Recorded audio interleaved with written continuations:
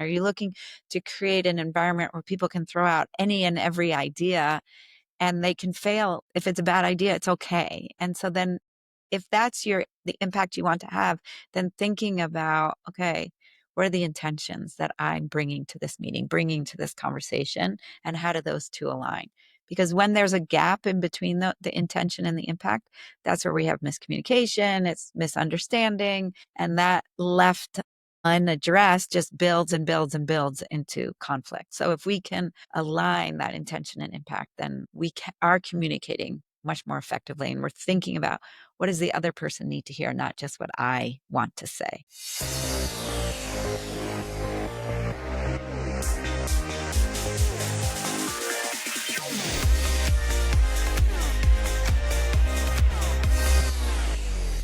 Julie, I am so excited to chat with you today. You share on your website that your mission is to rid the world of lazy leadership. And Yeah. I think that's a very worthwhile goal. We really, maybe this is just me personally speaking, but feel like you can't be a leader and be lazy at the same time. Yeah. Well, Uh, here's hoping. Yes. yeah, right, exactly. One of the things I've shared with my team members is how you can't delegate your leadership. That's the one thing that you really can't delegate. So That's I'm sure right. we'll get into all of that and more, but I would love for you to share a little bit of yourself with our audience and what has led you on this journey to champion active leaders, not those lazy leaders. Yes, yes, exactly. So thank you, Rebecca, for having me. I am a fractional leadership partner and advisor, and I help leadership teams and leaders themselves reduce friction and align faster as teams and really lead with clarity. So that includes communicating clearly. It means dealing with conflict and not sweeping it under the rug. And it means continually building and honing trusting relationships. And I see when we're able to do those three things, then we're not practicing lazy leadership, but instead we're practicing being deliberate leaders. That having intention. I was actually just speaking with a team member recently about the idea or understanding around intention versus impact in Mm, language. And there's some, maybe a very small connection there in the understanding that we want to be intentional in our leadership. And then I would carry that over to the impact that we're looking to have. And if we are passive and, to steal from you, lazy, we're really not going to have much of an impact or influence. that's right. That's right. And really thinking about what's the impact I want to have, because I know there are oftentimes people get negative feedback and they say to me, well, that's not what I meant. I didn't want to do that. Okay, well, then you do need to think about what is the impact you do want to have. Are you looking to create a safe environment? Are you looking to create an environment where people can throw out any and every idea and they can fail? If it's a bad idea, it's okay. And so then if that's the impact you want to have, then thinking about, okay, what are the intentions that I'm bringing to this meeting, bringing to this conversation, and how do those two align? Because when there's a gap in between the intention and the impact, that's where we have miscommunication, it's misunderstanding, and that left unaddressed just builds and builds and builds into conflict. So if we can align that intention and impact, then are communicating much more effectively, and we're thinking about what does the other person need to hear, not just what I want to say. You sum it up so beautifully, and I know there's a lot of work that goes into that too, especially for you.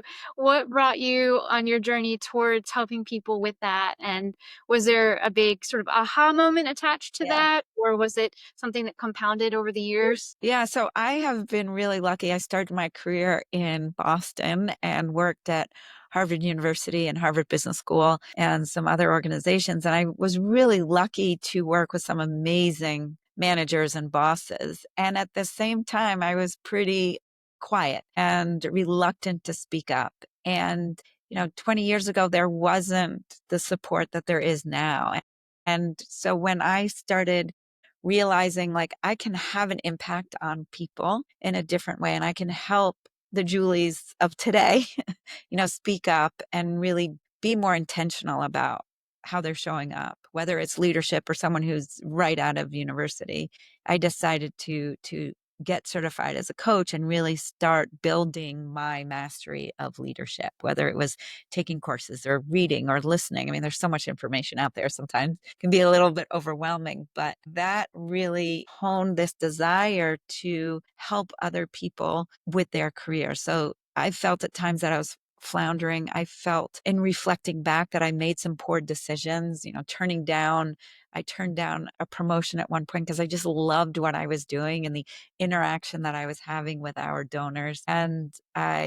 But that was a big mistake because then I essentially put myself in this one down position, which wasn't my intention. And so, really learning from what didn't work for me and helping others moving forward in their careers and really helping people who are so busy, right? We're all in this phase right now for society where we're going back to back to back meetings, and it's really hard to be intentional. It's very easy to practice lazy leadership, even unintentionally, when we're in these back to back kinds of situations, and really helping people think about how they can make their lives easier, not necessarily take up more time, but be more intentional with the time that we are spending, whether it's preparing for a meeting or going to a meeting or how long a meeting is or what those conversations, that interaction with a team looks like. I'm glad you mentioned that because that also reminds me of another conversation I had with someone completely different, Yeah. but around the idea that there's a benefit to slowing down and Yes. present in one place. They were so distracted by new Mm. notifications and things happening around them and the crazy to-do list going off Yes. ahead. And it was reading to the rest of us that they weren't in the moment with the That's team. right. Yeah. And then when we had a quiet moment, it was like, hey, what's going on? Right. Exactly. We need to slow it down. And there's I know that it seems kind of cliche to say slow down to speed up, but I've found myself using that very cliche term to help people address what I also think you're speaking to is a kind of self-awareness of ourselves in the moment when we are bombarded with constant just information, whether it's social media or our team or what have you. Yeah. So I love that you're talking about how it's not just the value of the volume of the meeting, like the length of the meeting. It doesn't matter if it's a 30-minute meeting or a 15 or a 5-minute meeting. We need to be really intentional with our purpose and the focus of that. So, Right. where do we begin? I guess is the Right. question. Yeah. So it's so funny you bring this up because I mean, this always happens, but it's really a topic that's been coming up so much for my clients and asking that exact question, right? Like I just literally got off with a client who said he is triple booked all day long because people just throw out meetings. It happens to all of us, throw meetings on the calendar. Well, if you accept, and he said to me, and I've seen him do this, he has Zoom going here. He has, a Teams meeting over here, and he's texting with someone over here. And every once in a while, he'll respond to email. So he's got his attention in 4 different places, which essentially means he's not really paying attention to any of them fully. He then, at the end of the day, he's absolutely spent, of course, because his brain is on overload. And like any other muscle, our bicep or, your hammies or whatever it is, it gets to that point where it's been used too much and it's overused and it isn't recovering. So if someone throws a meeting on your calendar, I would love to attend. I'm already booked or double booked already. Can you tell me the purpose of this conversation? And is there anything I can offer to you in advance because I cannot be there? So it's not this, like we always, or a lot of us myself included, tend to be people pleasers and we want to say yes to everything, but we can't. And so when you ask someone, tell me the purpose of this meeting, or a lot of times I'll say, like, I would love to join. What do you need specifically from me? Because I am already booked at that time. If someone can't articulate what they need from you for that meeting, then you don't need to be there. Or is it an opportunity? And this is that self awareness piece to ask yourself, is there someone on my team who could join this meeting instead? Or asking someone, so sorry, I can't be there. I'm already booked. Can you send me the summary of the meeting at the end? Don't just schedule another meeting to have a conversation about the meeting that happened. I mean, that's one of my pet peeves, but a meeting to plan for a meeting or a meeting to talk about the meeting, that's such a waste of time. Like if you can't get it done in that meeting, there's something. It may be that we need to continue the conversation, right? That happens, but really being very intentional about what is, to your point, like what's being discussed. What do you want to come out of this conversation so that it's a good use of everyone's time, not just yours, but really for everyone. Julie, I had a boss once who shared we were in a very large meeting, and I can't remember exactly the context, but she shared, if we all sit here for 30 minutes, it's not simply 30 minutes, but it's 30 minutes of your time and my time and their time, and it's all of our collective added up. And that has Right. always stuck with me, that even though it might be a 15-minute meeting, if it's with 3 people, that's 45 minutes of time, of company time spent, where maybe it could have been an email, it could have been a Slack Right. message. Right.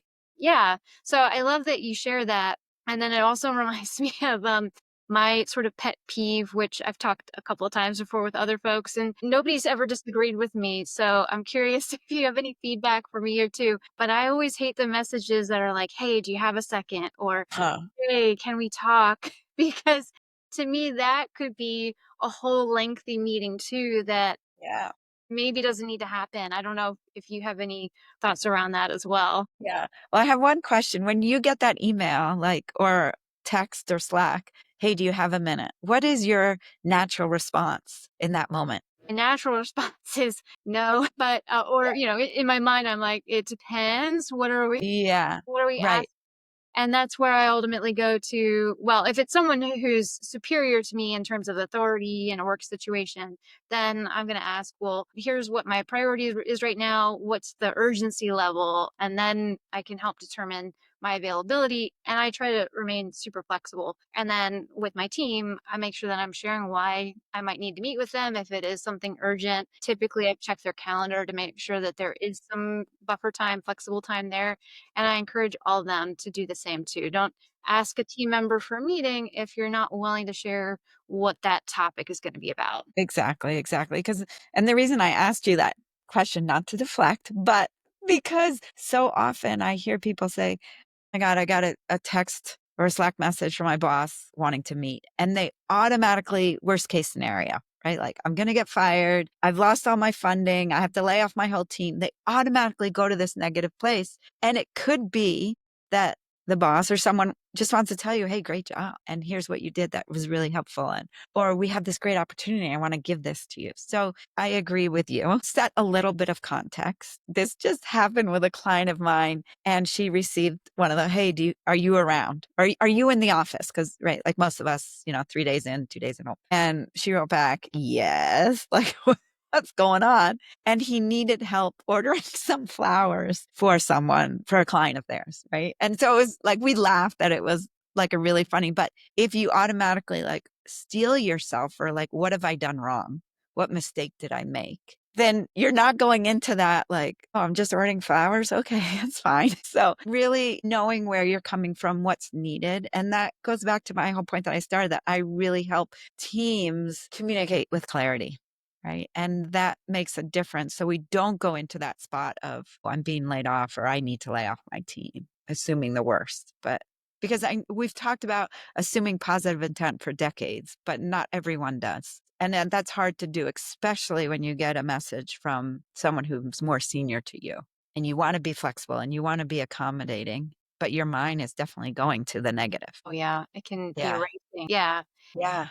and I've been there, and I've even seen other folks go through it too. So it's sort of my one of my side missions, my side quests to make Yeah. sure we don't have that kind of communication. At Right. the same time, I'm sure there's other communication that we all need to be aware of where we can do better and improve. So, have you seen any other common mistakes that teams or leaders make that can put folks in that sort of fear, anxiety zone that we should probably avoid and be mindful of?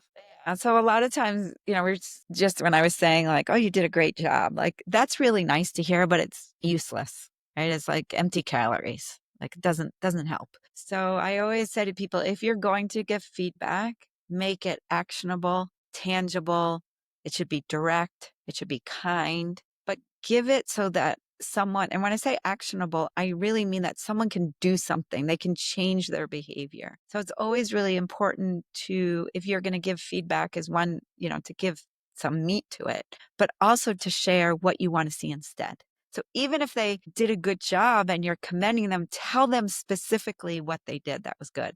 Because I might give you feedback, Rebecca, and I say, you did such a great job in this meeting this morning. And you're thinking it's because you came prepared and you provided all this material and you really went in depth with everything. And they may never have even looked at that. And they may be thinking it's because you dealt with a difficult person really well. And so the way we get people to change their behavior is one, to be descriptive, but also to commend what's going well so that they can repeat it. So that's a thing that I see all the time that I'm constantly begging leaders, one, to give feedback.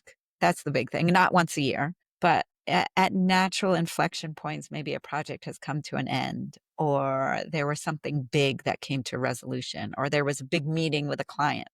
Give some tangible feedback. If you find, as the person giving the feedback, that maybe you are frustrated or there's some emotion playing, I always say give it 24 hours, which in my home, we all make fun of my husband because that's his motto. Like, just give it 24 hours, whatever it might be. And sometimes that's appropriate, sometimes it's not. But really thinking, like, allowing and for the emotions to happen, but to understand that that's a data point. It's not a directive. But if you're frustrated after a meeting, that's not the time to give feedback.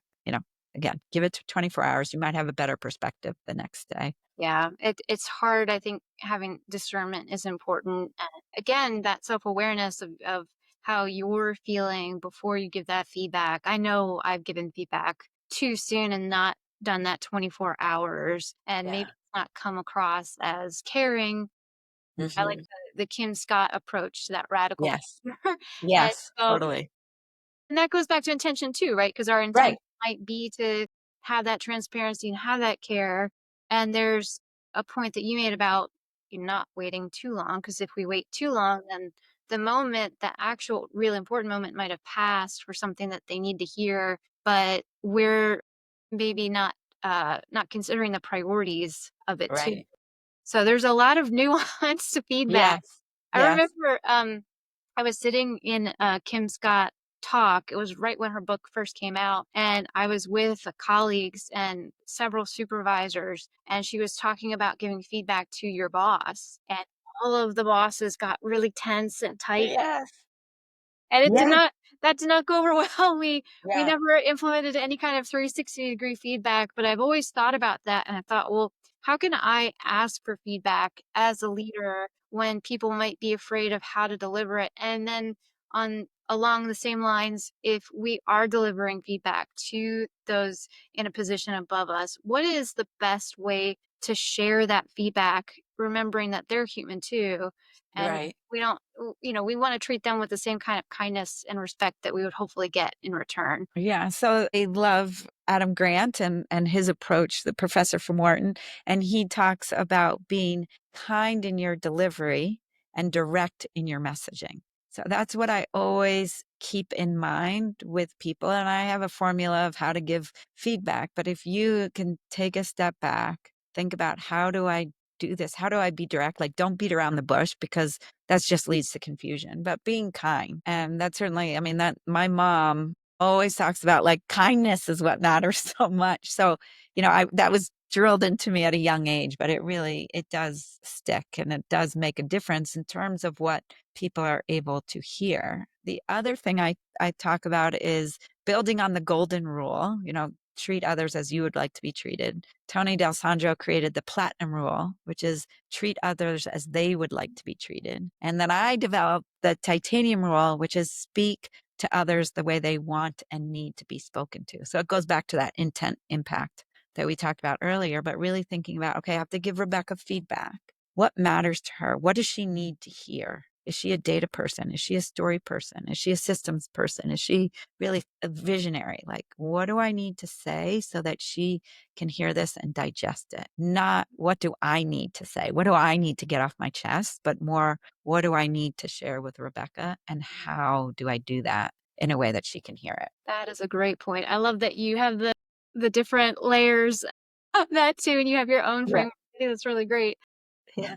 How do you begin to know best how someone needs to hear something, because I could imagine for folks who maybe haven't spent enough time with their team yet to get to know them well enough, or maybe they're not as observant and haven't paid attention yet, or maybe they're too peas in pod in their communication style, so they don't actually realize, oh, this person is exactly like me. They're more Yeah, direct, or they need right. it a little bit softer. How do you sort of get to the core of that with minimal mess or Yeah. to redo as possible? Yes.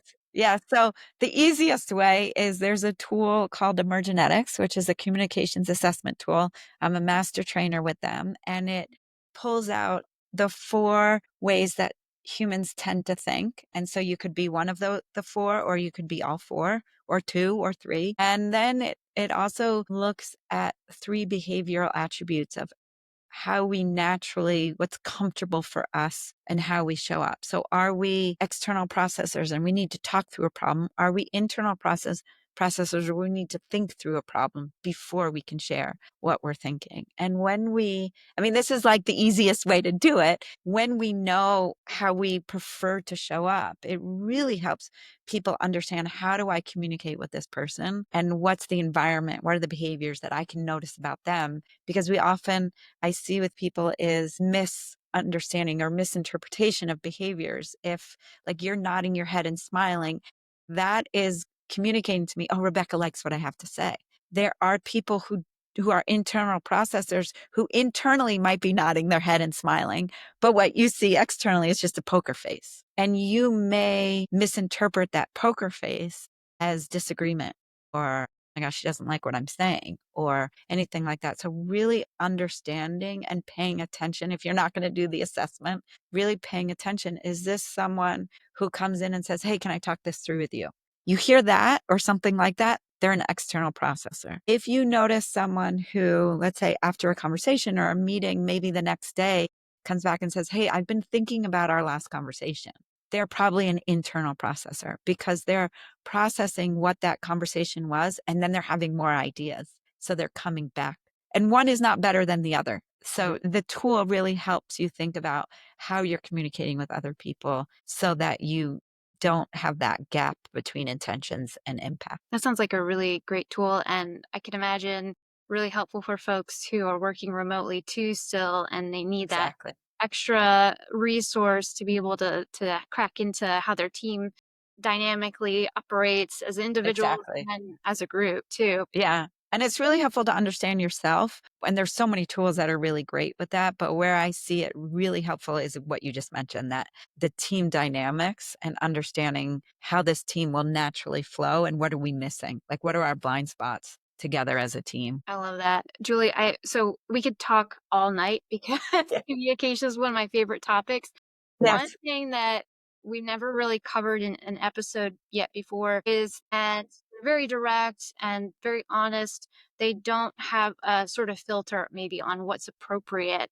And that's come up with some of my mentees. They're not really sure how to navigate team members who maybe they're newer in the workforce, or maybe nobody's just given them the feedback that they need to communicate in a professional but still transparent way. So, how do you deliver feedback ultimately? Well, the first thing that I always say, I mean, it's a little bit of what we talked about in terms of thinking about practicing the titanium rule. Like, what do they need to hear? Being direct and kind at the same time, but also asking them, like, how do you want to, especially the example you're giving is someone who's young, who maybe hasn't gotten that feedback.